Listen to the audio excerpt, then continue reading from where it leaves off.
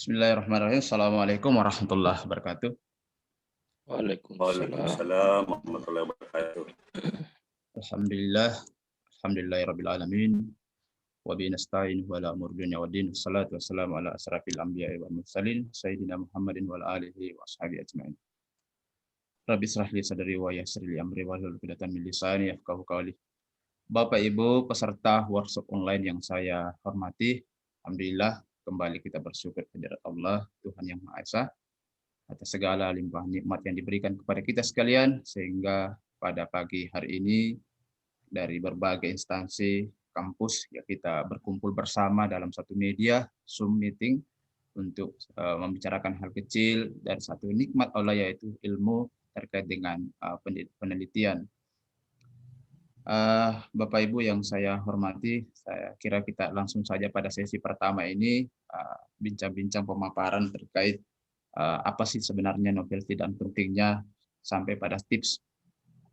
Pada sesi pertama ini saya ingin coba mengantarkan kita kepada sebuah dasar yang mendorong kita untuk memperhatikan yang namanya penelitian. Bagi kalangan dosen, kita telah diatur oleh satu peraturan yang sangat penting ini, namanya Peraturan Pemerintah Nomor 37 Tahun 2009 tentang dosen. Ini saya kira menjadi aturan yang mengikat kita sekalian, Bapak Ibu dosen, di mana di dalamnya ada satu poin inti tentang kewajiban sebagai beban kerja dosen. Di situ disebutkan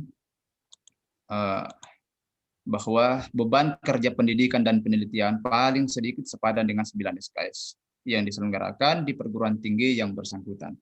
Saya cetak merah bahwa penelitian merupakan satu komponen yang sangat penting di dalam aktivitas tridharma di universitas.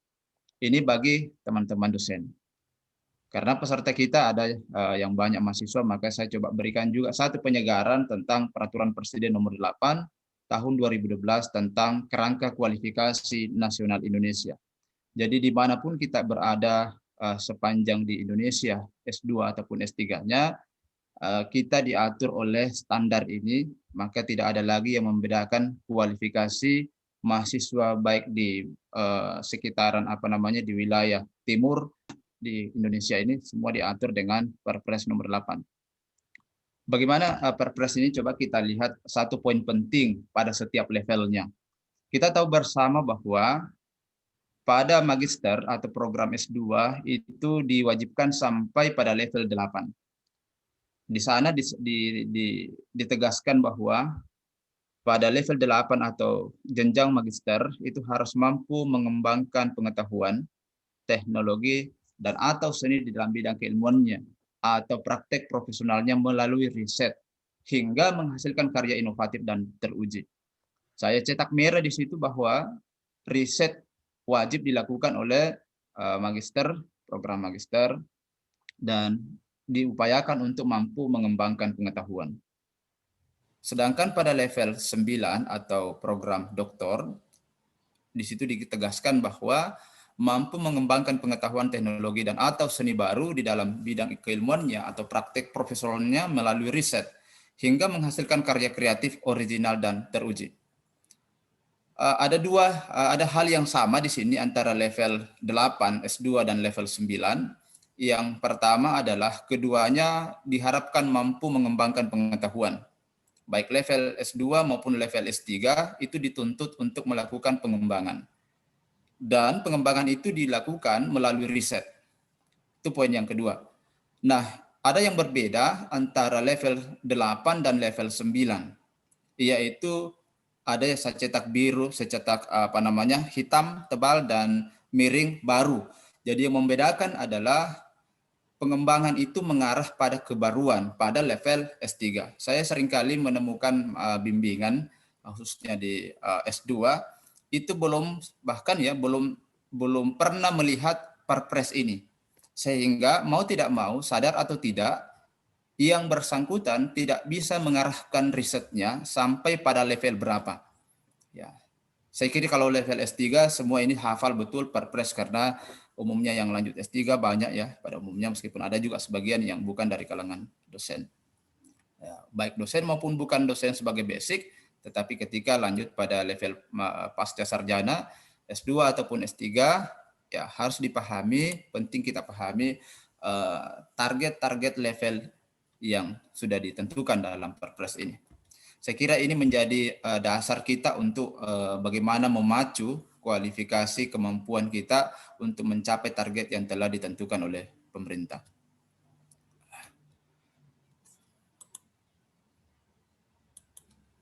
Selanjutnya kita sedikit melihat apa sih sebenarnya pengertian dan tipologi novelty.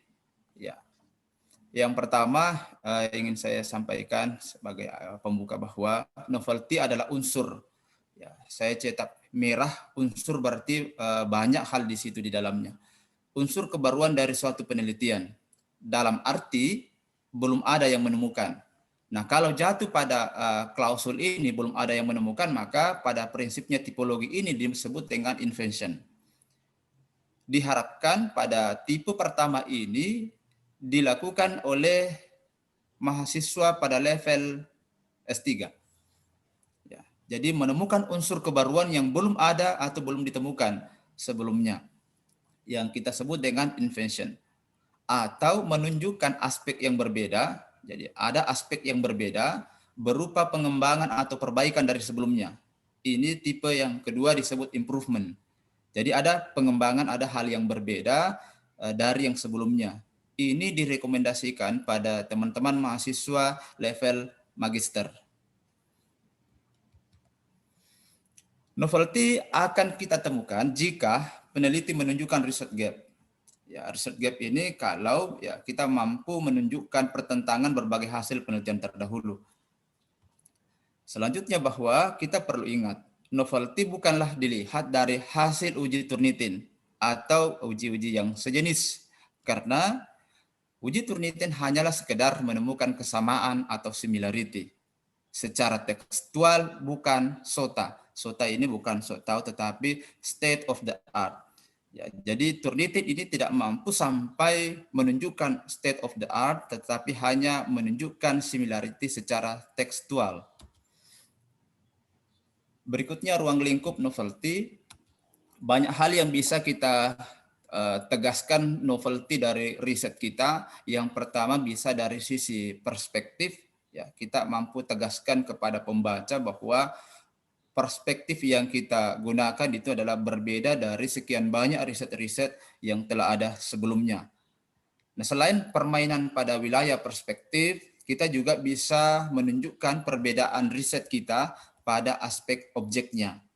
Ya, objek ini bukan hanya sekedar tempat, ya, bukan tempat, tetapi luasan daripada kajian kita bisa ditegaskan. Misalnya ada yang melakukan riset pada level kelompok, ada level organisasi, komunitas, masyarakat, atau mungkin dalam skop negara. Yang ketiga bisa kita tunjukkan novelty-nya adalah metode. Ya. Boleh jadi perspektifnya sama, objeknya sama, tetapi kita menunjukkan metode cara yang berbeda. Itu juga merupakan satu ruang novelty yang bisa kita tegaskan. Yang terakhir ini adalah lokus atau waktu. Ini adalah novelty ya menurut saya yang paling lemah ya. Artinya alternatif terakhir. Perspektifnya sama, objeknya sama, metodenya sama, tetapi lokusnya yang berbeda. Ini yang banyak sering didalilkan oleh mahasiswa. Ini tempatnya berbeda Pak, dalam waktu yang berbeda. Atau bisa juga lokusnya sama, tetapi dalam waktu yang berbeda, di mana atau sepanjang peneliti mampu menunjukkan bahwa telah terjadi dinamika sosial yang sangat signifikan, sehingga meskipun metodenya sama, objeknya sama, perspektifnya sama, tetapi dilakukan dalam waktu yang berbeda, tentu dengan peneliti mampu menunjukkan adanya dinamika sosial yang sangat signifikan. Metode menemukan novelty. Jadi dalam menemukan novelty kita butuhkan cara, butuhkan metode. Beda metode, beda level. Yang pertama kita kenal dengan istilah SMS, Systematic Mapping Study. Ini dilakukan dengan karakteristik ya, kita mampu melakukan pemetaan penelitian telah dilakukan sebelumnya. Jadi dengan metode SMS ini kita bisa menemukan atau memetakan penelitian yang telah dilakukan sebelumnya. Sekaligus kita juga bisa mengidentifikasi tren penelitian ke depan. Nah, metode SMS ini, Systematic Mapping Study, sifatnya hanya deskriptif. Direkomendasikan ini pada level S2. Ya, pada level S2. Ya. Selanjutnya, metode yang kedua adalah metode SRL, Systematic Literature Review. Bagaimana caranya adalah kita melakukan penemuan domain atau topik. Jadi seorang peneliti harus mampu menegaskan domain atau topik yang diteliti berbeda dengan topik-topik atau wilayah domain yang ada sebelumnya. Nah, oleh karena itu dibutuhkan suatu evaluasi kritis terhadap topik yang telah ada. Ya, perlu ada evaluasi kritis. Untuk mencapai tujuan ini, maka Systematic Literature Review dia bersifat eksploratif dan eksploitatif. Kita perlu menggali sebanyak mungkin informasi, mereview sebanyak mungkin literatur untuk menunjukkan perbedaan-perbedaan atau ruang domain yang akan kita masuk. Ini ideal dilakukan oleh mahasiswa S3. Ya, ini adalah definisi yang saya gunakan dari Peterson dan Kitzeman. Selanjutnya, ya sudah sedikit lagi tips menemukan novelty. Saya beri ilustrasi orang yang sedang mendengarkan musik. Ya, orang yang sedang mendengarkan musik mencoba merumuskan atau mendesain satu musik yang baru. Nah, tips yang pertama adalah saya sering sebutkan kepada mahasiswa 3C. Ya, rumusnya 3C. C yang pertama adalah koleksi, yaitu suatu tahap di mana calon peneliti mengumpulkan sebanyak mungkin, ya, mengumpulkan sebanyak mungkin hasil-hasil riset terdahulu. Setelah dikumpulkan, ya ibaratnya musik, ya kita kumpulkan semua jenis musik, ya mulai dari barat sampai timur. Lalu kemudian musik atau hasil riset terdahulu kita lakukan pengelompokan atau yang disebut dengan klasifikasi atau pemetaan.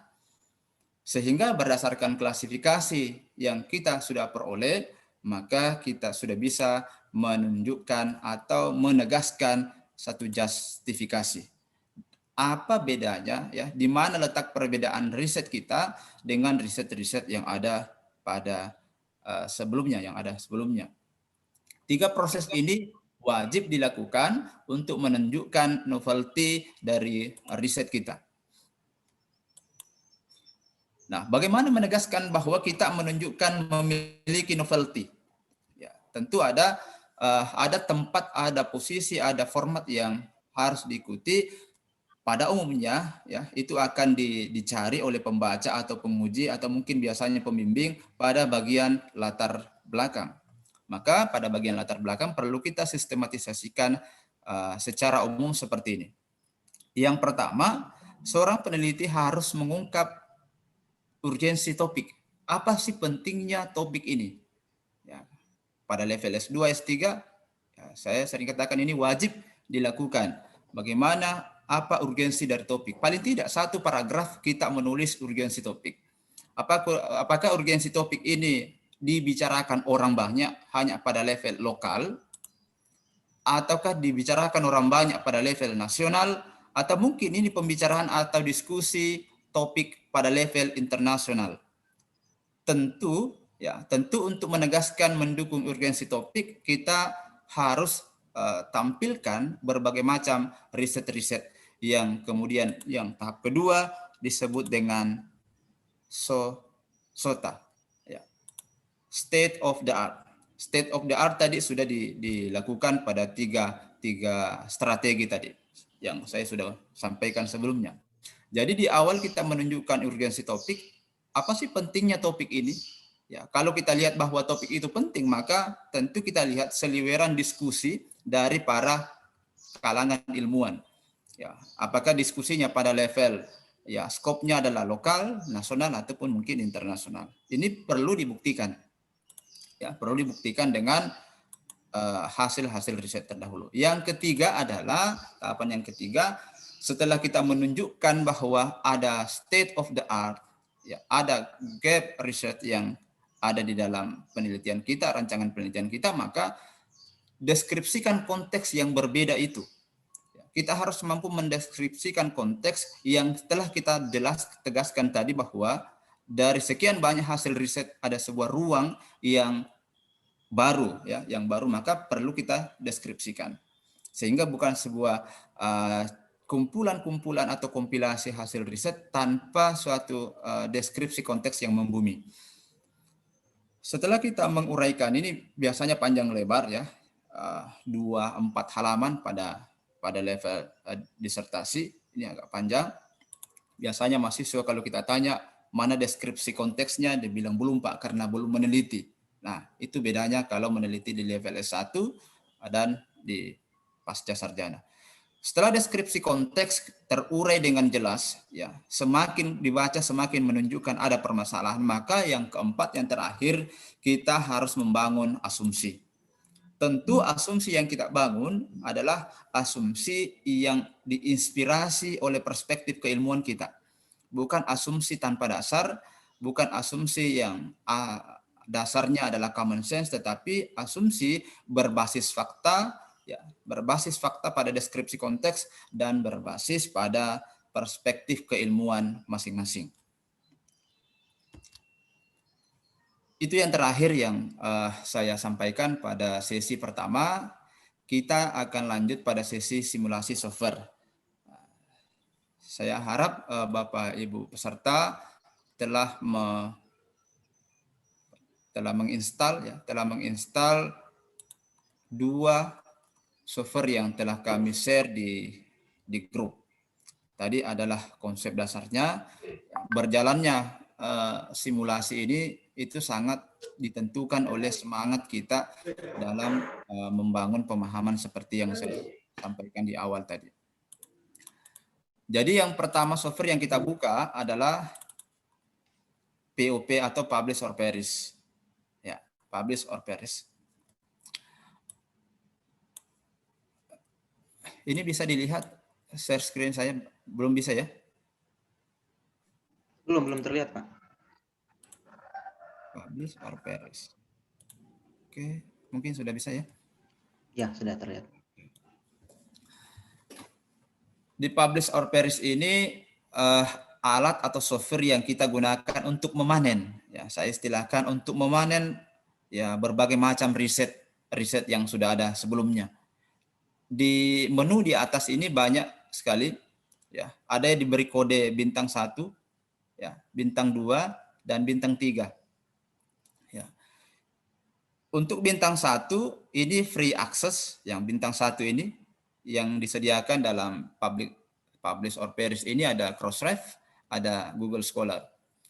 Ada juga PubMed. PubMed ini digunakan oleh bidang kesehatan. Dan ada bintang 2, Microsoft Academic dan mana? Apa orangnya?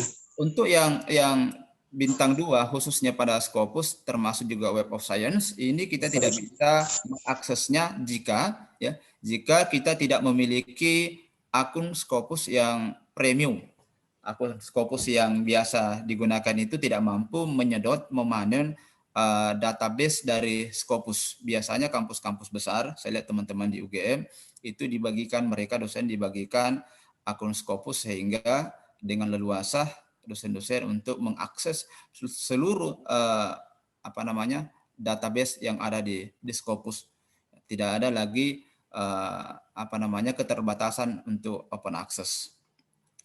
Karena kita tidak memiliki ini akun Scopus yang ini terkunci, ya, memiliki persyaratan harus registrasi.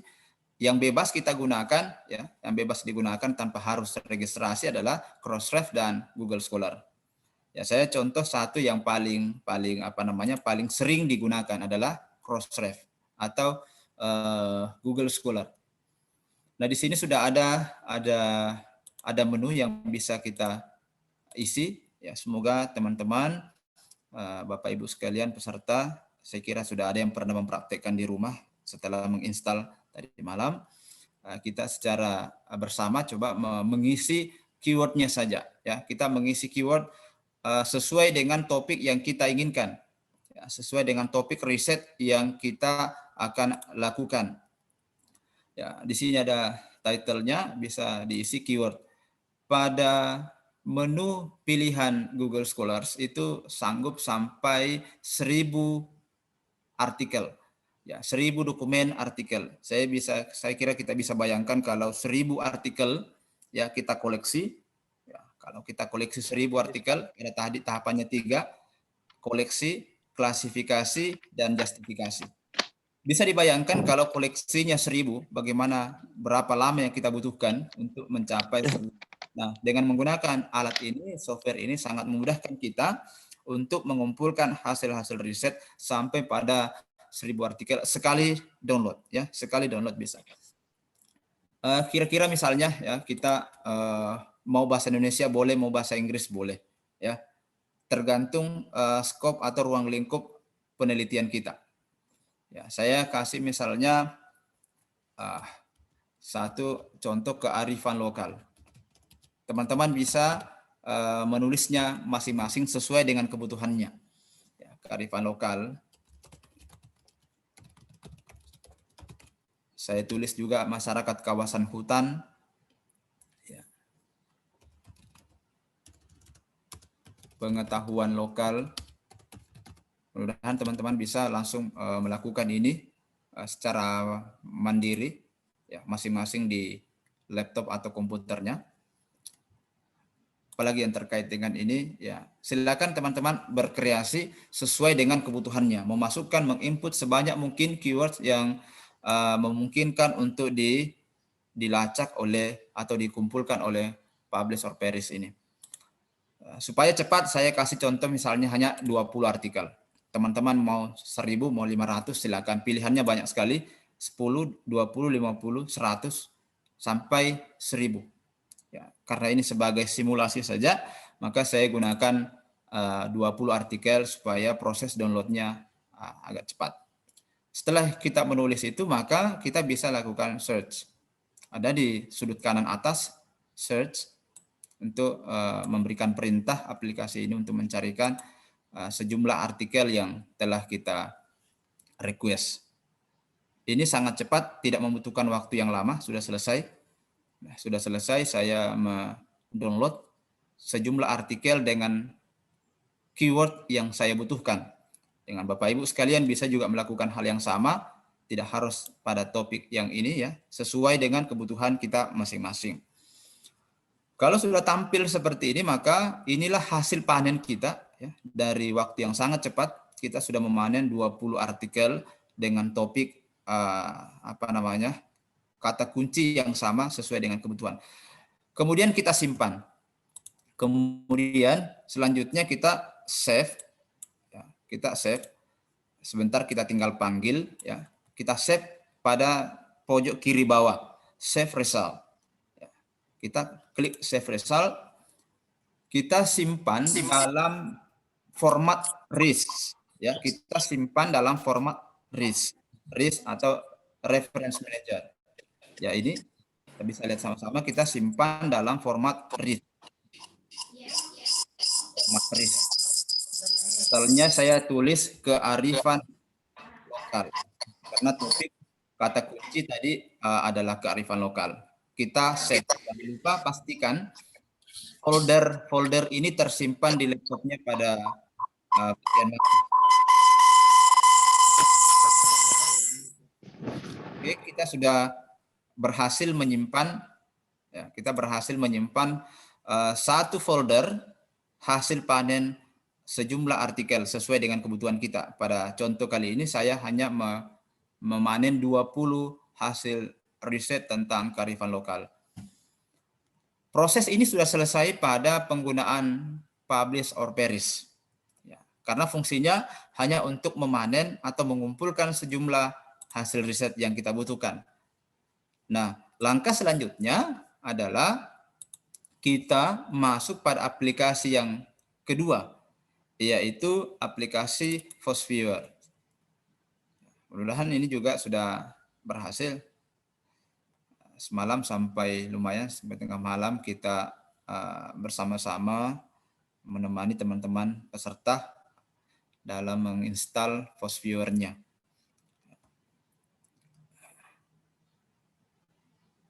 Oke, menunggu lagi login. Bisa dilihat ini? Bapak Ibu bisa lihat share screen saya? Belum terlihat yang FOSViewer, Pak. Oh, belum terlihat FOSViewer ya. FOSViewer. Oke. Itu tadi sepintas, nanti kita lanjut pada sesi diskusi nanti kalau ada yang mau didiskusikan. Sekarang di depan kita sudah tampil layar FOSViewer. Ini alat atau aplikasi yang kita bisa gunakan untuk menganalisis data yang telah kita kumpulkan tadi. Pada bagian ini membantu kita pada proses klasifikasi. Bisa kita bayangkan kalau 1000 artikel, kita klasifikasi secara manual. Di-download 1000 artikel, dibaca judulnya, dibaca abstraknya, lalu kemudian kita kelompokkan 1000 artikel ini pada segmen apa saja. Ya. Nanti kita bisa gunakan ini. Jadi yang pertama setelah tampil FOSViewer-nya seperti yang ada di dalam layar, maka yang pertama kita klik adalah create. Kita create, ya, kita create. Lalu kemudian ada 3 pilihan ini. Pilihan pertama kalau kita sudah memiliki jaringan data, yang kita download tadi itu bukan pada bagian ini bukan map based on network data, tetapi yang kita lakukan tadi adalah mengumpulkan teks data. Ya, jadi kita pilih bagian yang ketiga. Kalau yang kedua ini adalah mengumpulkan sejumlah hasil penelitian berdasarkan penulisnya, berdasarkan keywordnya, berdasarkan citasinya, berdasarkan daftar pustakanya. Sedangkan yang tadi kita lakukan adalah memanen sejumlah hasil artikel terdahulu dalam bentuk basis teks data. Kalau kita sudah memilih yang ketiga ini, maka kita tinggal lanjutkan next. Ya, next. Di sini ada 4 pilihan, Bapak Ibu sekalian, ada 4 pilihan. Tentu bukan yang pertama karena kita tidak memiliki korpus dari FOSViewer tadi. Yang kedua, kalau pembacaannya diambil dari sumbernya dari Web of Science, Scopus atau Dimension, atau mungkin di PubMed. Nah, tadi yang kita simpan itu adalah sejumlah artikel dalam format RIS. Jadi kita pilih yang kedua untuk membaca data dari Reference Manager. Ya, jadi kita mau membaca data, kita mau melakukan mapping data, mapping riset berdasarkan sejumlah artikel atau hasil riset yang kita kumpulkan sebelumnya pada aplikasi POP. Selanjutnya kita next. Kita next, lalu kemudian mencari lokasi file RIS tadi. Ya, kita mencari lokasi file RIS tadi, saya sudah sampaikan di awal. Diingat posisi di mana kita menyimpan file. Ya, kita mencarinya, silakan Bapak Ibu sekalian melakukan pencarian sesuai dengan lokasi file masing-masing. Nah, di sini sudah ada, ya, ada sejumlah file yang saya sudah kumpulkan. Ya. Kalau misalnya kita sudah melakukan pengumpulan berbagai macam hasil riset berkali-kali, saya kasih contoh, saya pernah mengumpulkan, lalu kemudian saya beri folder Indigenous People, bisa kearifan lokal, bisa livelihood strategy, ini semua sama. Saya melakukan pengumpulan hasil-hasil riset selama 5 kali, ya, selama 5 kali, termasuk yang tadi adalah kearifan lokal. Maka kita bisa blok seperti ini untuk menginput secara bersamaan. Setelah semua terblok seperti ini, maka selanjutnya kita lakukan klik OK. Ya, lalu next. Ya, kita pelan-pelan saja next. Ya. Next. Analisis akan diperoleh berdasarkan judul dan abstrak. Ya, kita tidak hanya berdasarkan judul saja atau abstrak saja, tetapi dua-duanya. Jadi kita biarkan saja default seperti ini, title dan abstraknya kita biarkan seperti itu, lalu kemudian kita klik next. Kita tunggu selama beberapa detik. Misalnya tips 30 menit ini bisa dilakukan. Ya. bahkan kurang bisa seperti itu. Bagaimana metode penghitungannya? Kita gunakan yang full counting. Ya, kita gunakan perhitungan yang full. Selanjutnya next. Nah, jadi ada 7.000 ya, berdasarkan data yang dikumpulkan tadi, ada 7.564 istilah ya, atau objek ya. Dan ada 188 ya yang sudah, ini batas, ambang batasnya 188. Disebut sampai 10 kali ya. Istilah-istilah ini disebut batasnya adalah 10 kali. Di bawah 10 kali istilah itu di dalam satu artikel tidak dimasukkan. Ya, jadi misalnya ada 200 atau 1000 artikel, di dalam satu artikel itu menyebutkan kata yang sama atau kata kunci itu sampai 10 kali. Jadi bisa menunjukkan, bisa kita pastikan bahwa artikel yang kita download benar-benar sesuai dengan apa yang kita butuhkan, karena memang dibatasi pada 10 kata, disebut 10 kali di dalam satu artikel. Kita next. Ya. Ini juga bisa kita batasi, tapi biarkan saja sesuai dengan defaultnya. Kita next. Nah, ini adalah sejumlah kata kunci ya atau istilah yang berhasil dikumpulkan oleh Fosvior. Kita bisa memeriksa secara manual. Kita bisa periksa secara manual, misalnya ada istilah yang tidak penting, native people penting pada konteks kearifan lokal. Ya, kita periksa satu persatu, ini ada kemungkinan, misalnya progress ini tidak penting, ya. Ya, kita periksa masing-masing, fact tidak penting, ya. Supaya nanti di dalam jejaringnya tidak memberikan suatu hubungan yang terlalu kompleks, meskipun ternyata nantinya kita tidak butuhkan istilah itu. Jadi kita bisa menghilangkan checklistnya yang menurut kita tidak dibutuhkan. Language, saya tidak butuh language. Tabel, saya tidak butuh tabel. Faktor, struggle penting, data, politik oke. Indonesia boleh, source tidak perlu, guide saya tidak butuhkan. Jadi sesuai dengan kebutuhan Bapak Ibu sekalian. Order saya tidak butuhkan. Paper, framework, basis, principles, years,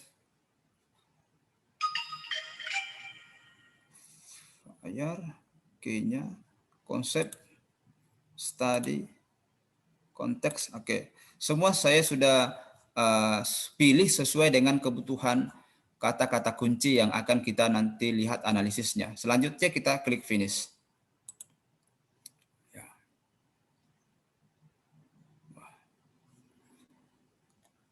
Lumayan kompleks. Bapak Ibu bisa melihat tampilan layar saya? Halo? Terlihat Pak, terlihat. Oke. Di layar ini menunjukkan ada tiga kelompok. Ya, ada tiga kelompok ya, ada yang berwarna merah ini, ada biru dengan hijau.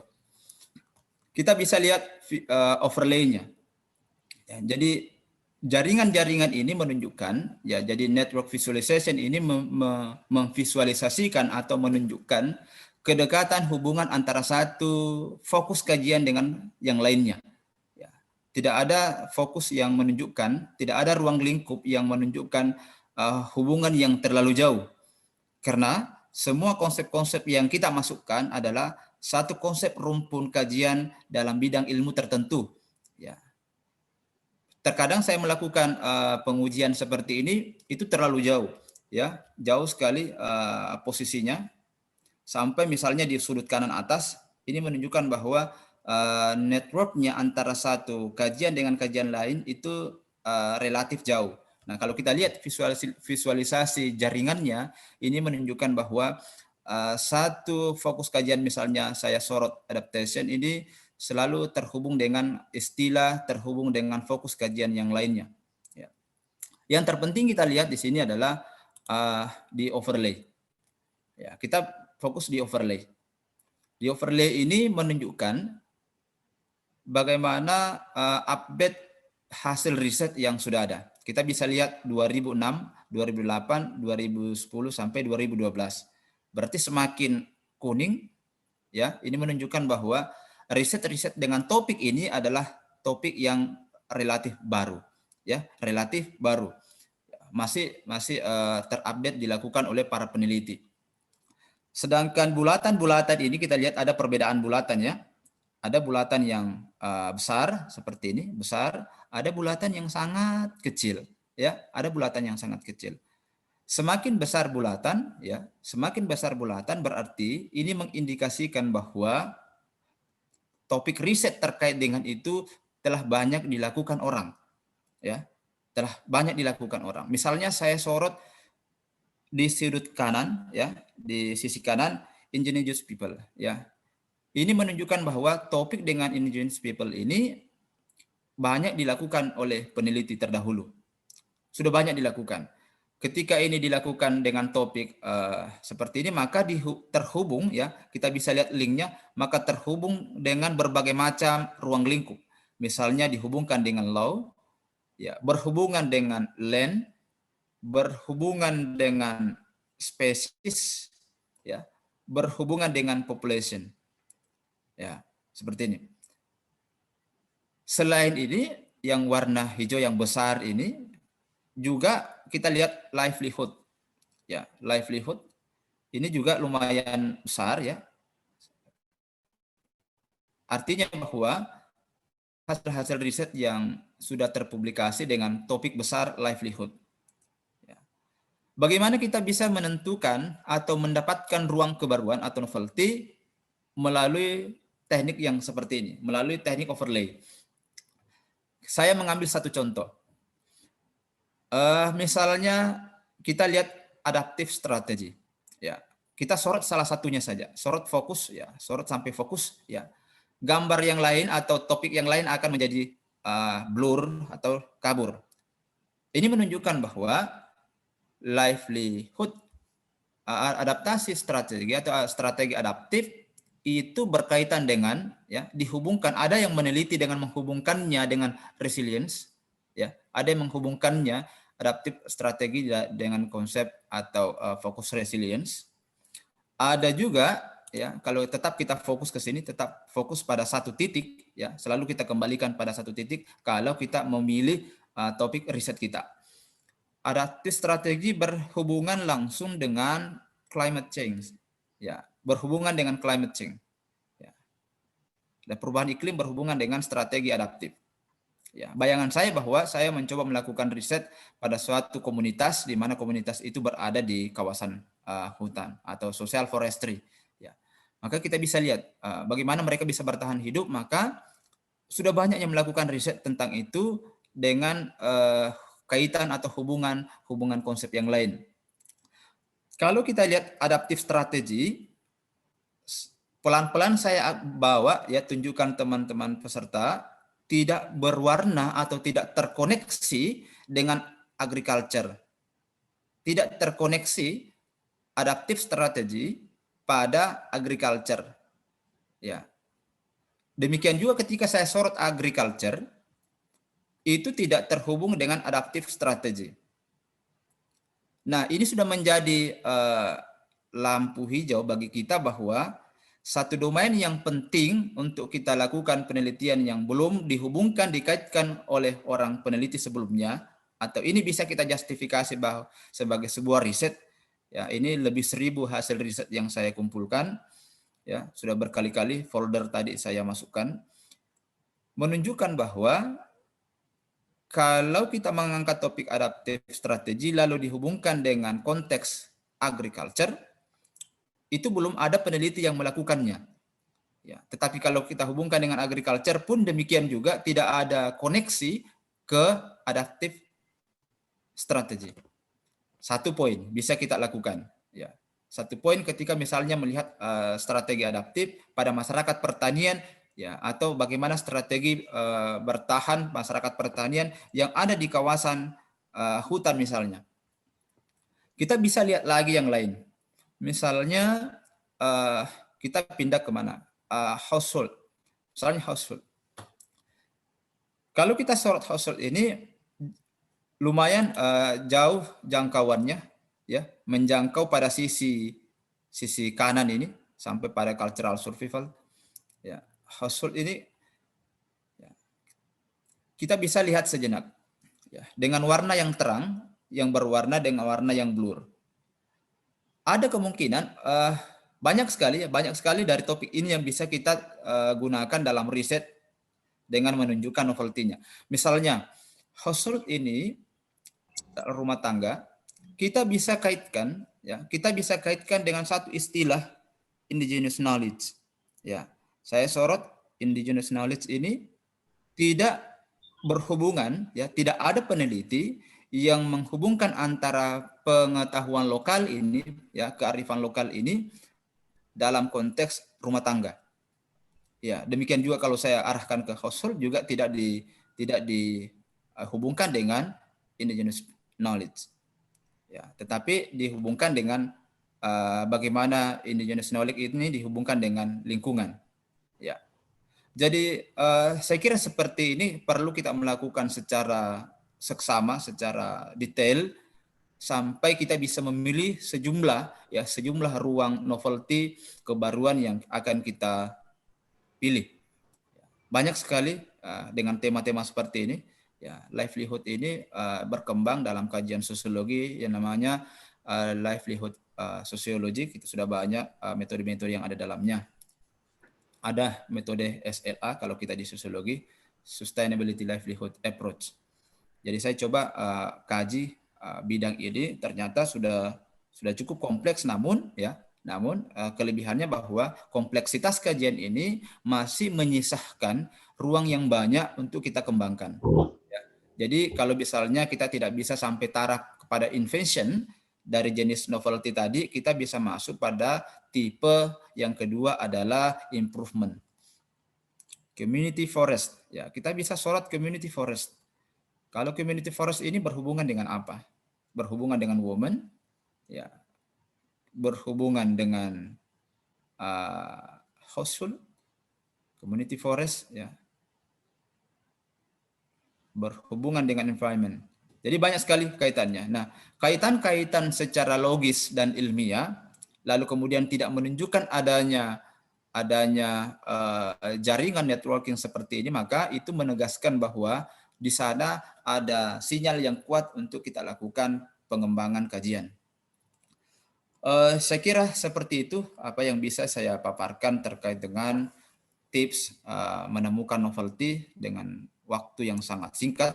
Ya, di dalam flyer kita sudah sebutkan 30 menit. Ya, ini saya kira lebih 30 menit karena dengan penyampaian yang menurut saya lakukan dengan berulang dengan harapan memberikan penegasan kepada kita semua untuk dengan mudah menemukan ruang-ruang yang bisa kita tegaskan sebagai suatu kebaruan riset kita.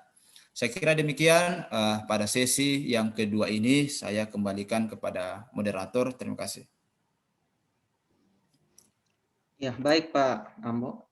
Selanjutnya kita ke sesi tanya jawab. Saya persilahkan Bapak Ibu jika masih ada hal yang ingin ditanyakan terkait dengan penggunaan software ini, baik dari Publish or Perish maupun di Post Viewer. Oke.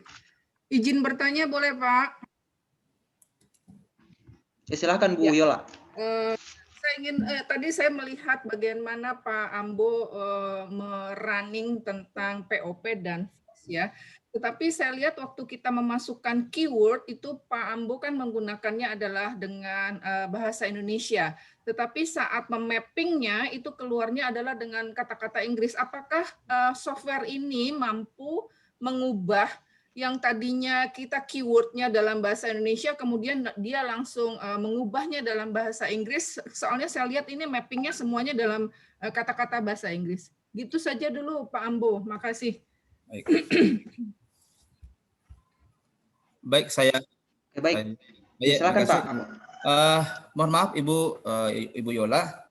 Bu Yola. Tadi waktu saya input data itu ada 5 folder.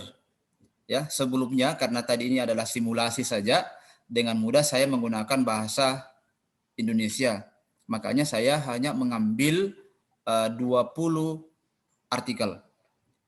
Nah, kenapa yang muncul bahasa Inggris? Ya, semua istilah-istilah lokus tadi adalah bahasa Inggris karena 4 folder sebelumnya, ya ratusan, setiap folder itu main 700, ada yang 500, ada yang 200. Ya, saya telah melakukan pengumpulan sejumlah hasil riset sebelumnya. Sebagai contoh tadi hanyalah bahasa Indonesia. Kalau pertanyaannya apakah bisa mengubah bahasa Indonesia ke bahasa Inggris, saya jawab tidak. Ya, tadi hanya simulasi. Teman-teman nanti kalau misalnya membutuhkan artikel bahasa Inggris ya digunakan bahasa Inggris. Kalau membutuhkan artikel bahasa Indonesia, gunakan bahasa Indonesia. Ya, seperti itu. Ya, terima kasih Ibu Yola. Baik, Bu Yola masih ada yang ingin ditanggapi mungkin Bu Yola? Itu dulu Pak, nanti akan saya coba renung dulu.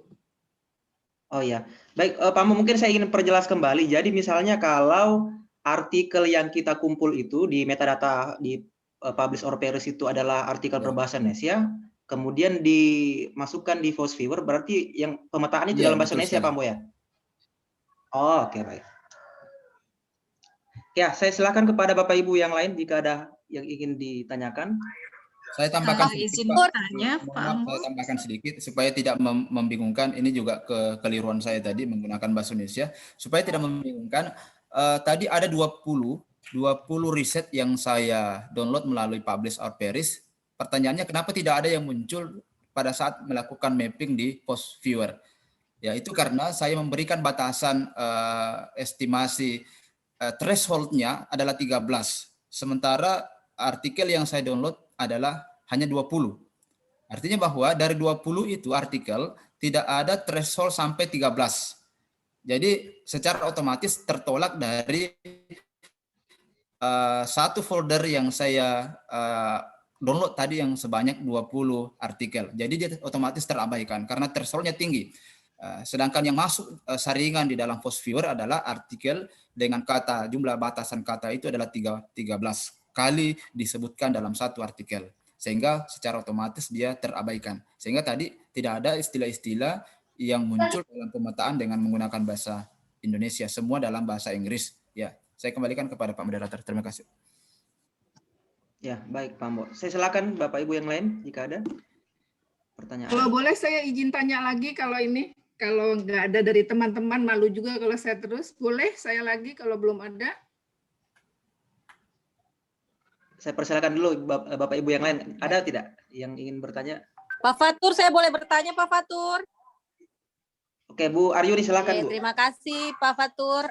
Saya mau bertanya ke Pak Ambo. Jadi pertama tadi saya menggunakan aplikasi POP-nya, saya memasukkan beberapa kata kunci gitu ya. Setelah diekstrak di Force Viewer-nya itu ada beberapa kata kunci itu yang tidak masuk. Apakah bisa dikatakan bahwa beberapa kata kunci itu menjadi satu peluang kebaruan tersendiri gitu ketika kita mau meneliti? Seperti itu pertanyaannya. Terima kasih. Baik, langsung ditanggapi saya Pak Ambo. Ya, terima kasih. Ketika kita mau menarik satu justifikasi, ya tadi kan kita sudah sedikit menyinggung bagaimana konsepnya, mulai dari koleksi, klasifikasi, dan justifikasi. Ketika ada satu kata kunci keyword yang tidak masuk di dalam proses mapping, maka bisa ditegaskan bahwa kata kunci itu kita tidak bisa klaim justifikasi sebagai sebuah kebaruan, karena tidak masuk di dalam suatu komunitas keilmuan yang menjadi fokus kajian. Ya, yang bisa kita justifikasi adalah hasil mapping yang muncul dari proses visualisasi tadi, baik visualisasi networkingnya ataupun bisa juga dengan yang lain. Tadi kita bisa lihat ada dua visualisasi di situ, ada overlay. Itu yang terpenting adalah overlay. Kalau tidak masuk di dalam overlay, maka tentu sangat tidak berdasar ya. Sangat tidak berdasar ketika kita mengambil satu kesimpulan tanpa basis data. Karena Force Viewer ini membaca data dari kata-kata baik dalam bentuk judul maupun abstrak dari hasil panen di Publish or Perish. Jadi saya ulangi kembali bahwa seorang calon peneliti mengambil justifikasi hanya berdasar kepada pedoman mapping yang ada di dalam fosfer. Saya kembalikan kepada Pak Moderator. Terima kasih. Baik, Bu Aryuni, ada yang ingin ditanggapi? Saya ingin meneruskan sebenarnya tadi, mungkin ini karena pertama kali saya gunakan, jadi berarti tidak semua kata kunci yang kita masukkan di POP itu dia bisa tertera di Fosviewer-nya itu ya? Iya. Mohon penjelasan. Karena di Fosviewer tadi pada setting awal itu ada threshold yang kita tentukan. Ada threshold ambang batas ya. Ambang batas yang kita tentukan seberapa dalam ya, ada density di situ, seberapa padat, seberapa sering artikel ini menarik ditulis oleh komunitas ilmuwan atau komunitas peneliti. Artinya begini, apa yang ditampilkan dalam overlay Fosviewer adalah bantuan dalam klasifikasi. Ya. Kalau kita melakukan klasifikasi secara manual, tentu kalau 1000 artikel dikumpulkan, di print, lalu kemudian baca judul, baca abstrak, baca keyword, sangat sulit kita bisa ingat dari 1000 artikel mana lagi yang misalnya memiliki keterkaitan dan mana yang belum memiliki keterkaitan kajian. Dengan overlay dari Fosviewer ini membantu kita untuk menemukan keterkaitan satu ruang kajian dengan yang lainnya yang belum dilakukan.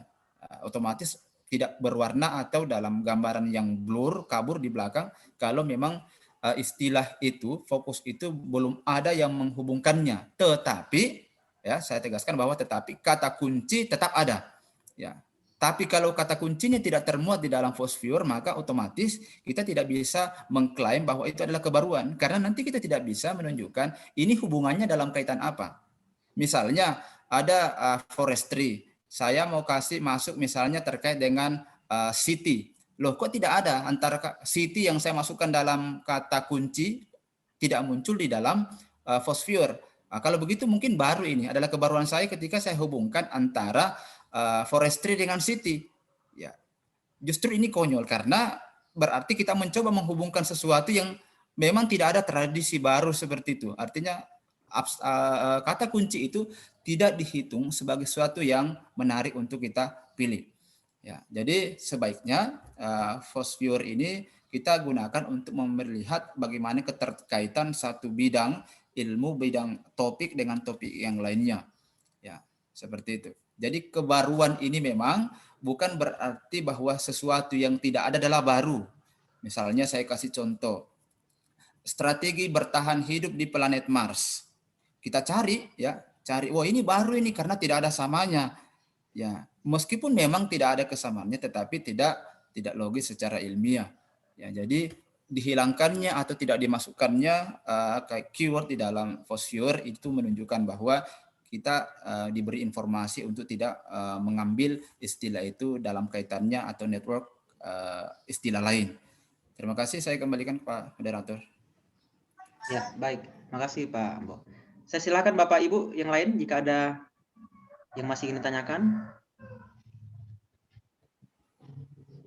Kalau tidak saya kembalikan ke Bu Yola tadi. Bu Yola? Ya, terima kasih Pak Moderator.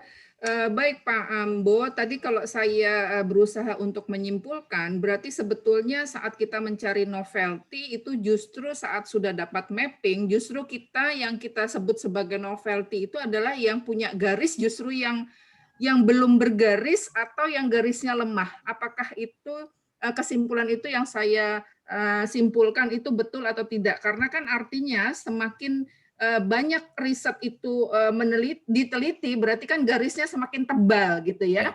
Nah, jadi artinya kalau dia belum bergaris atau garisnya hanya samar, berarti itulah justru novelty. Begitu nggak Pak Ambo? Betul sekali Bu Yola. Jadi semakin tebal berarti semakin banyak riset-riset yang melakukan hal itu. Ya, mungkin bisa ditunjukkan kembali Pak Ambo di mapnya itu. Ya, mohon izin saya tampilkan kembali tadi Fosviewer-nya. Ya, di Fosviewer, ya, kita sorot harus ada satu kesimpulan kita sorot dulu sebagai dasar. Ya, Misalnya saya sorot livelihood. Di sana banyak sekali kata-kata kunci yang belum ada jaringannya, hubungannya dengan livelihood.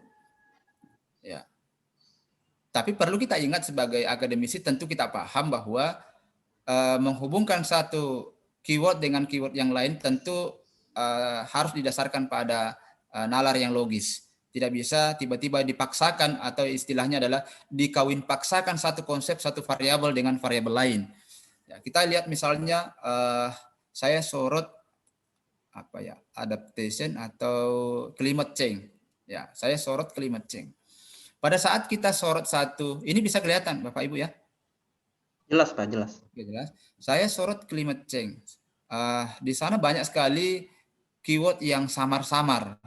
Samar-samar dalam pengertian tidak ada riset yang menghubungkan antara isu climate change dengan variabel yang samar-samar itu. Ya, misalnya climate change dengan, saya geser sedikit ke kiri, household.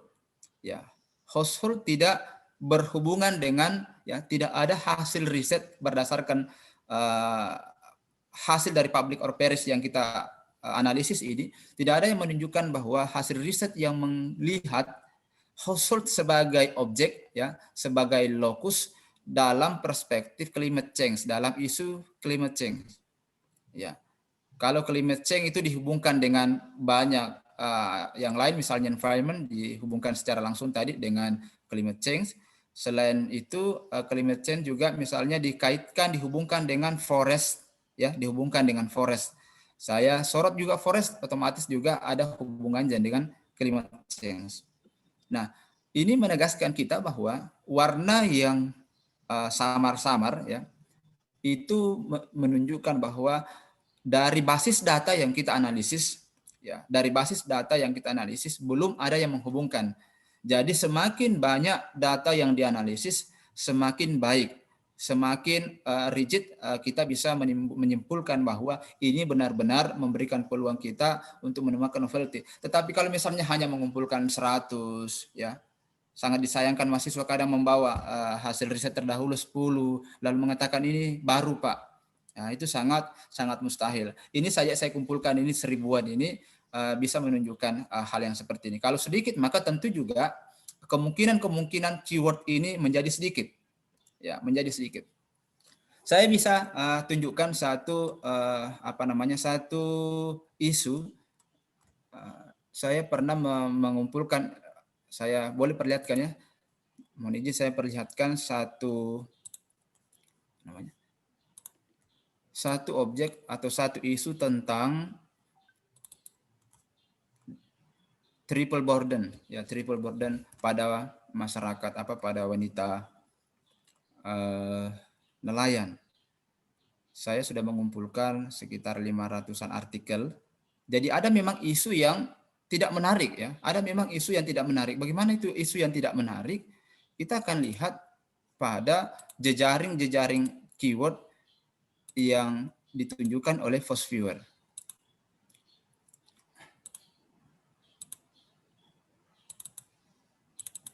Mohon sabar. Triple burden.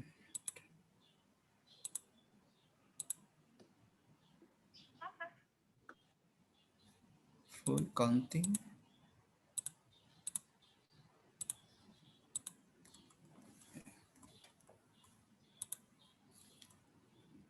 Ini bisa dilihat. Bisa dilihat layar ini ya? Belum terlihat, Pak. Belum terlihat. Belum ada.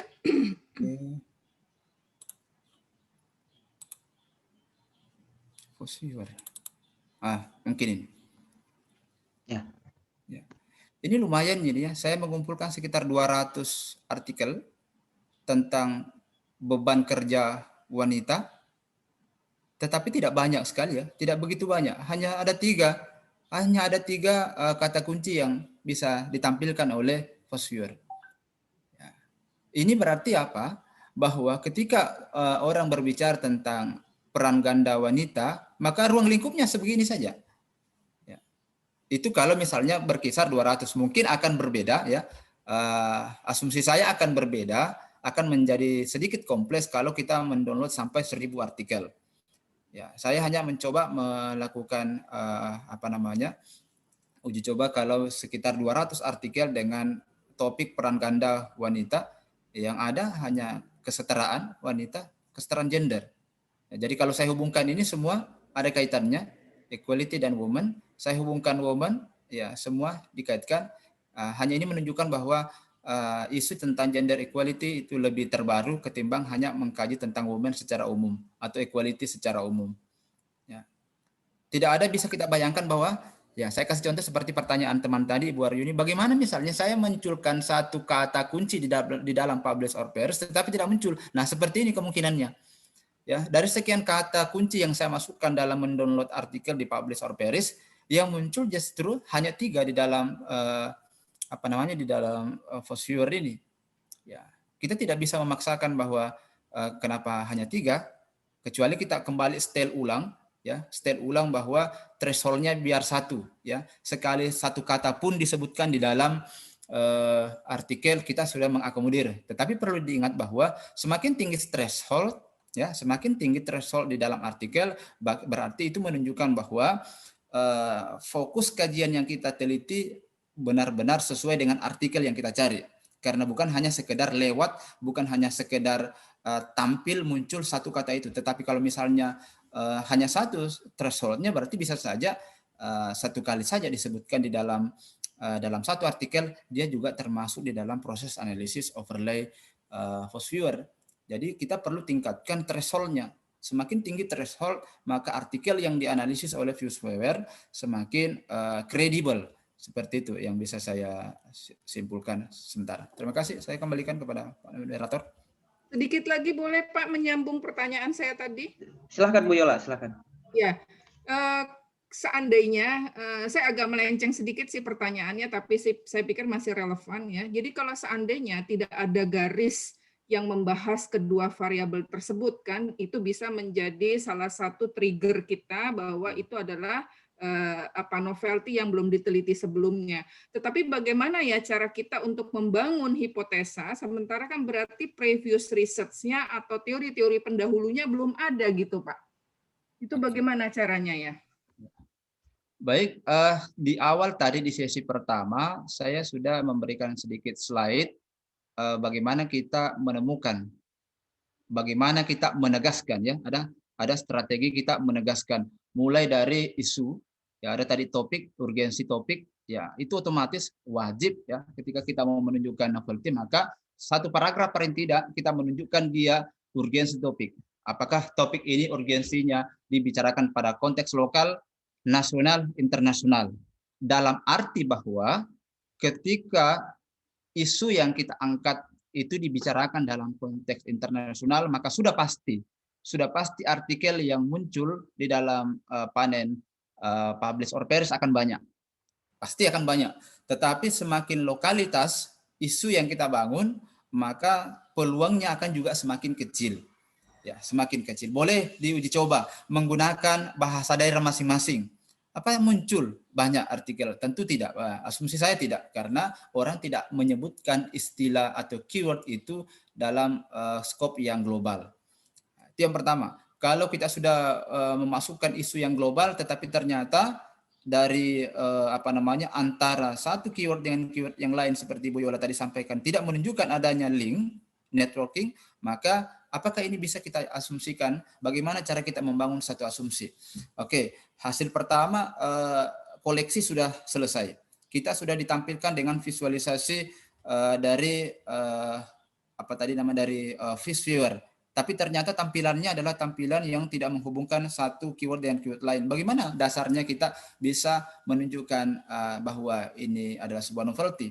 Maka jangan lupa bahwa tetap pada proses yang saya jelaskan di slide sesi pertama, bahwa setelah kita menjustifikasi SOTA, state of the art-nya, maka harus ditopang dengan deskripsi.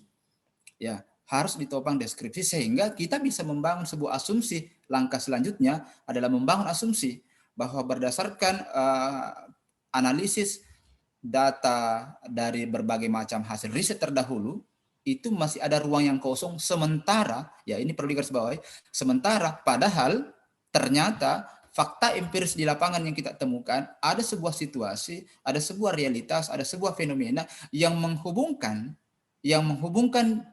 dua keyword tadi yang sementara, ya padahal di dalam overlay Fiosphere itu tidak menunjukkan. Artinya bahwa keunikan daripada realitas ini belum terbaca oleh periset-periset terdahulu.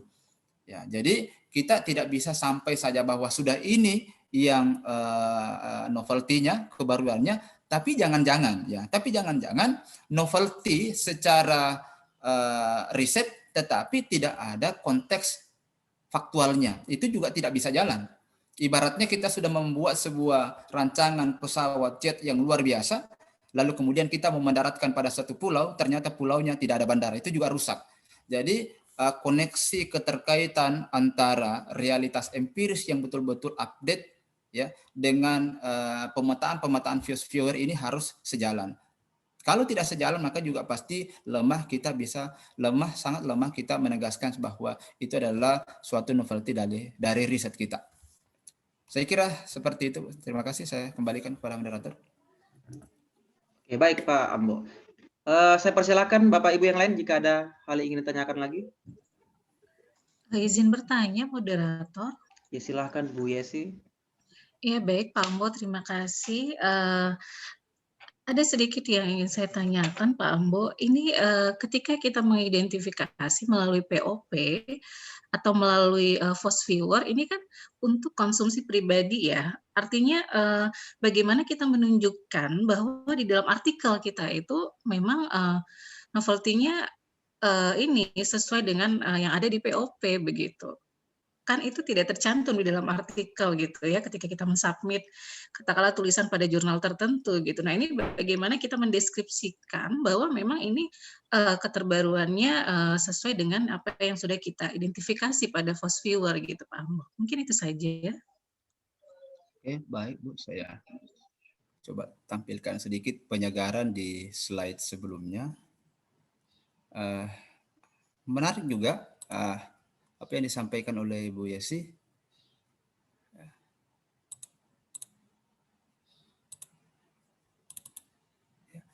Bagaimana kita bisa meyakinkan pembaca begitu ya ketika kita tuangkan dalam bentuk artikel. Ya, bahwa itu ada novelty. Karena itu apa yang kita lakukan melalui Fosviewer itu adalah proses. Itu adalah proses mencari novelty. Setelah itu ketemu, maka dituangkanlah dalam bentuk tulisan, dituangkan dalam bentuk narasi, dituangkan dalam bentuk artikel yang ditegaskan pada bagian latar belakang. Seperti yang saya tampilkan ini, wilayah hasil daripada temuan kita melalui bantuan Fosviewer itu kita tuangkan dalam bagian kedua SOTA ini, state of the art. State of the art kita bisa temukan dengan 3 cara tadi, koleksi, klasifikasi, dan justifikasi. Proses itu dimainkan pada Fosviewer dan terbalik dimainkan pada POP dan Fosviewer. Sehingga kita bisa menjustifikasi bahwa itu kebaruan. Maka ketika kita lakukan ini pada latar, maka otomatis para pembaca, ya, penilai artikel itu bisa memahami bahwa ini adalah novelty yang dilakukan, yang ditemukan oleh penulis. Ya, jadi kita tidak simpan hasil temuan analisis kita dari Fosviewer lalu dibiarkan begitu saja, tetapi kita tuangkan dalam bentuk sebuah narasi. Narasinya diawali dengan urgensi topik, lalu kemudian kita lakukan pengklasifikasian bahwa kalau isu ini pada prinsipnya itu bisa kita kelompokkan ke dalam 4 tema besar. Bagaimana tema besarnya? Tadi ada di dalam Fosviewer, ada sisi kiri, ada segmen kanan. Segmen kanan warna biru tadi, segmen kiri warna kuning. Ini berarti bahwa bisa kita klasifikasi pada 2. Yang saya lakukan tadi itu ada klasifikasi, ada indigenous people, ada juga livelihood. Jadi ada dua tema besar ketika memasukkan sejumlah kata kunci tentang forestry society. Ya, isunya adalah forestry society. Ada 2 pemilahan besar. Nah, berdasarkan hasil pemilihan itu kita justifikasi bahwa ada ruang yang masih kosong, yang abu-abu tadi, yang samar-samar tadi seperti yang dikatakan Ibu Yola, masih samar-samar, itulah ruang yang bisa kita masuki, bisa kita kontribusikan bahwa ketika kita lakukan itu, sementara hasil riset terdahulu belum dilakukan, maka pada prinsipnya kita telah berkontribusi dalam improvement, ya, dalam pengembangan ilmu pengetahuan pada kategori improvement tadi. Saya kira begitu Ibu. Ya, jadi tetap kita tulis ya hasil olahan di dapur tadi. Saya ibaratkan bahwa Fosviewer ini adalah olahan di dapur, lalu kemudian kita sajikan kepada pembaca dalam bentuk narasi. Terima kasih Ya, Bu. baik. Pak Ambo, boleh sedikit lagi Pak Ambo. Apakah infografis di Fosviewer ini boleh kita cantumkan di dalam tulisan kita gitu Pak Ambo? Apakah di teks atau mungkin di lampiran untuk penguat? Dan yang kedua, kan biasanya kalau di dalam state of the art itu kajian-kajian terdahulu yang kita kumpulkan itu sebagai apa ya referensi kita untuk menulis begitu ya. Nah, ketika seperti tadi kasusnya belum ada artikel atau kajian-kajian terdahulu, apakah ini tidak membuat apa ya kesulitan kita untuk mengumpulkan referensi nanti? Begitu Pak Ambo. Oke, yang pertama, bolehkah bisa kita menampilkan display Fosviewer? Tentu tidak. Ya, saya belum pernah menemukan ini dalam bentuk artikel. Bahkan saya coba telusuri tadi malam terkait dengan metode yang saya sampaikan tadi, ada dua metode, ada metode SMS, ada metode SLR. Itu pun juga tidak menampilkan display Fosviewer, tetapi cukup menyampaikan bahwa metode yang dilakukan adalah metode SMSK atau metode SLR dalam melakukan pencarian hasil riset terdahulu. Tanpa kita menampilkan display hasil overlay tadi, sudah cukup ya, sudah sangat cukup dengan memasukkan sebuah narasi dalam bentuk pengklasifikasian riset ya di bagian latar belakang. Ketika orang baca itu bahwa yang bersangkutan si peneliti atau si penulis itu betul-betul telah melakukan sebuah pemetaan keilmuan dan menunjukkan di mana ruang keilmuan atau tradisi keilmuan yang ia geluti, bahkan mungkin sampai pada satu kebaruan yang yang kita temukan. Seperti itu, tidak perlu menampilkan overlay-nya tadi. Saya kira ada lagi yang kedua saya lupa tadi. Iya, yang kedua untuk referensi Pak Ambo. Jadi ketika tadi kan misalnya ketika terpilih konsep yang memang belum ada yang melakukan risetnya begitu ya. Misalnya tadi contohnya adalah household dan climate change. Jadi tantangan atau kesulitannya adalah ketika kita mengumpulkan referensi-referensi kekiniannya begitu Pak Ambo. Oke, baik. Nah, ini apakah ya? Jadi kita paham bahwa di dalam uraian tinjauan pustaka misalnya atau kajian pustaka untuk menunjukkan referensi kita, maka referensi ini tidak perlu langsung menjawab, ya, tidak harus langsung menjawab antara keterkaitan misalnya hubungan antara climate change dengan household. Itu tidak perlu. Tetapi ketika kita masukkan misalnya konsep climate change, itu bisa dielaborasi nanti di dalam kerangka berpikir. Kalau misalnya ini adalah penelitian, berbeda lagi misalnya kalau artikel tentu tidak dimasukkan lagi kerangka berpikir, terkecuali di dalam proyek penelitian. Jadi di tinjauan pustaka itu juga tidak menuntut kita wajib harus menunjukkan teori keterkaitannya persis sama. Ya, persis sama. Kalau semua asumsinya seperti itu, maka tentu tidak akan pernah berkembang ilmu pengetahuan karena akan seputar itu saja. Ketika tidak ada hal yang ditulis sebelumnya, wah jangan, itu tidak boleh. Nah, itu akan menjadi krisis ilmu pengetahuan ketika hanya berpatokan kepada teori, kaitan teori yang begitu rigid. Ya, jadi cukup ada payung teorinya satu saja, itu sudah bisa. Ya. Karena tidak ada lagi ya, saya pikir tidak ada lagi yang kita tulis khususnya ilmu sosial ini. Ya, saya tidak tahu kalau bidang kedokteran boleh jadi ada betul-betul yang tidak pernah dilakukan. Setahu saya di ilmu sosial ini ya hampir tidak ada lagi yang kita tulis yang tidak ada dalam teori. Tinggal pengembangannya saja. Ya, tinggal pengembangannya berbeda, realitasnya berbeda konteksnya sehingga kita bisa mengkonstruksi konsep atau teori baru paling tidak pada level proposisi. Ya, seperti itu Bu ya, saya kira tidak harus rigid sama persis karena tadi di dalam fakulti tidak ditemukan. Terima kasih Ibu Yes. Iya, mungkin di situ tantangannya ya Pak Ambo ya, untuk membangun teori-teori baru ya Pak Ambo ya. Baik, terima kasih Pak Ambo.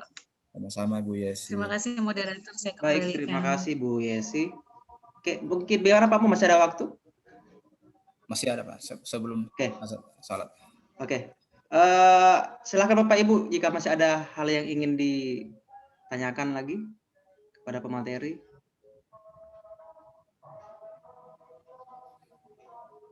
Mungkin Bapak Ibu yang di kampusnya memiliki kebijakan ya, mempunyai kebijakan kewenangan, saya kira ini bisa sangat penting kita jadikan sebagai alat, utamanya pada saat misalnya pada level S3 pengajuan topik, maka mahasiswa paling tidak diminta persentase ya dengan model seperti ini, sehingga betul-betul pihak pemangku kepentingan dalam hal ini mungkin program studi atau pihak jurusan betul-betul mengakui tulisan atau rancangan proposal mahasiswa ini baru karena dia persentasekan bukan barang yang sudah jadi. Ya, pengalaman yang kita temukan, mahasiswa kita biasanya membawakan kita draft yang sudah jadi. Ketika di setel sedikit sudah tidak bisa. Tetapi kalau berangkat dari ini, utamanya pada level magister, ya apalagi kalau S3, itu sangat baik sekali kita jadikan dasar kebijakan bahwa coba ditunjukkan ruang mana yang belum diteliti orang. Jangan membawakan kita barang yang sudah jadi. Itu akan jauh lebih baik ketimbang nanti hasilnya di tengah jalan baru kemudian kita mau mengotak-atik karya tulis mahasiswa. Tetapi kalau dari awal kita sudah minta penegasan seperti ini, saya yakin nanti proses berikutnya akan lebih mudah. Saya kira seperti itu, saya kembalikan kepada Bapak Moderator. Terima kasih. Baik, terima kasih Pak Ambo. Mungkin terakhir dari saya sendiri Pak ya. Ini kan tadi kalau menggunakan aplikasi Publish or Perish terlihat sangat sangat cepat dalam memanen data, misalnya dalam bentuk metadata tadi. Kemudian disimpan dalam bentuk RIS. Apakah kemudian file yang disimpan dalam bentuk RIS ini bisa diekspor untuk aplikasi reference manager seperti Mendeley, Pak? Oke. Jadi apa yang kita save dalam bentuk reference manager tadi itu kita tidak bisa mengambilnya karena logikanya terbalik. Mestinya dari Mendeley misalnya, lalu kemudian kita masukkan dalam reference manager, dalam satu folder. Jadi apa yang ada di dalam folder itu kita tidak bisa melakukan analisis untuk melihat secara detail. Karena itu adalah pekerjaannya dari FOSViewer. Kalau mau kita misalnya melakukan analisis secara manual, untuk dalam pengertian jaga-jaga ya, istilahnya jaga-jaga, mengantisipasi daripada atau mungkin kita ada sedikit kekhawatiran terhadap aplikasi FOSViewer, boleh pada saat tadi tampilan awal kita mendownload sebelum di save, itu kan misalnya ada ratusan bahkan ribuan artikel yang sudah di-download. Sebelum di save kita bisa download satu persatu artikel yang kita inginkan sebagai sampel misalnya. Ya, pada saat kita masuk di POP sudah search lalu kemudian muncul 1000 artikel. Pada saat kita save dalam bentuk RIS, itu menjadi basis data yang dibutuhkan ke FOSViewer. Apakah nanti kita bisa melihatnya apa isinya? Itu mestinya sebelumnya. Sebelum di save kita bisa menyimpan satu persatu secara detail artikel yang kita butuhkan. Karena memang ini analisisnya tidak manual. FOSViewer ini kita menganalisis data berdasarkan kata, bukan secara manual. Untuk membantu kita dengan cepat menemukan ruang-ruang atau pemetaan-pemetaan yang bisa menunjukkan adanya kebaruan. Seperti itu Pak. Jadi kalau sudah di-save ya akan menjadi konsumsi nanti di FOSViewer. Oke, baik, terima kasih Pak Ambo. Baik, jika tidak ada pertanyaan lagi dari Bapak Ibu peserta, maka berakhirlah workshop online kita pada hari ini. Saya ucapkan terima kasih kepada Bapak pemateri, Pak Dr. Ambo UP, MSI, dan seluruh peserta yang sudah mengikuti dan bergabung dalam kegiatan melalui Zoom pada hari ini. Kemudian kami ingatkan juga bagi Bapak Ibu yang belum mendownload sertifikat, nanti bisa mendownload sertifikatnya melalui link yang telah dibagikan di grup ini. Sekian yang mungkin bisa Bapak Ibu simpulkan masing-masing ya, tadi dari penemuan novelty tadi itu, kemudian bagaimana menggunakan dua aplikasi itu, dua software itu yang bisa membantu peneliti dalam menjustifikasi ataupun menuliskan state of the art nanti di latar belakang tulisan. Demikian, Assalamualaikum warahmatullahi wabarakatuh dan selamat siang. Waalaikumsalam warahmatullahi wabarakatuh. Warahmatullahi wabarakatuh. Terima kasih Pak Ambo. Baik. Terima kasih banyak, Pak. Waalaikumsalam warahmatullahi wabarakatuh.